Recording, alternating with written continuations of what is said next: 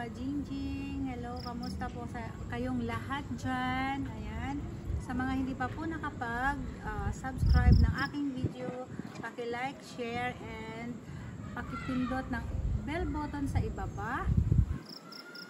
Ayan. At ito guys, ang way ng pagkain ng pili peanuts. Papakita ko sa inyo. Halina, dito. Ito yung hammer. At ito yung ang pili. Ayan. Dahil ganito daw ang pagkain, mamartilyuhin natin to guys. Ayan guys.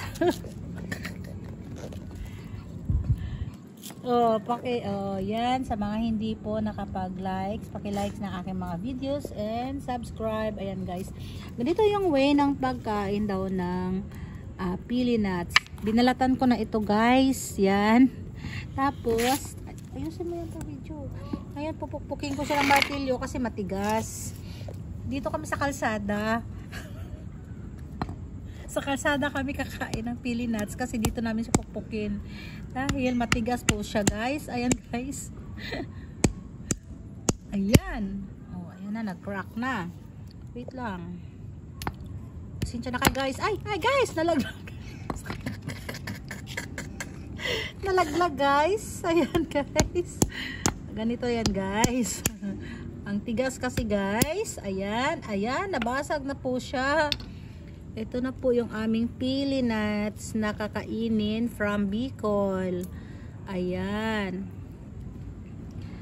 So, sa mga katulad ko na ignorante sa pili, yan. Yan guys, oh. Ayan. So, kakainin ko siya ngayon. Ang sarap nito guys, sa totoo lang. Pasensya na kayo dahil gabi ko na ginagawa ang video to dahil ngayon lang siya na luto. Ay, na ba na luto? Gusto mong kumain guys?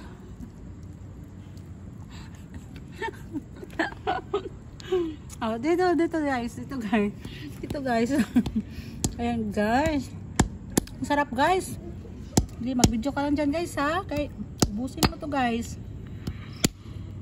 Ayun. Yan, ang hirap kainin guys, pero masarap. Masarap siya guys. Ayan guys. Dito guys, maubos. Dito po. Ay, sa kabila. Ayan guys, ang sarap niya. Mag-video ka lang dyan guys. Ubos ko na ito. Nauubos ko na itong pili guys. Yan, ang sarap guys. Ayan, sa gustong kumain ng pili, ito po, may shell siya, matigas. Tapos pukpukin mo siya ng martilyo para makain mo yung pili nuts niya sa loob.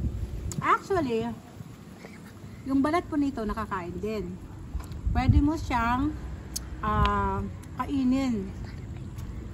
Sausaw mo lang siya sa asin.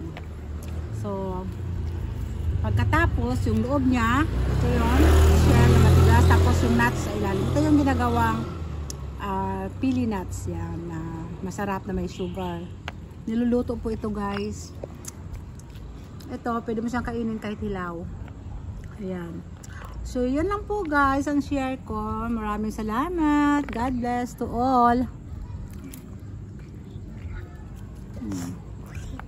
Okay na guys.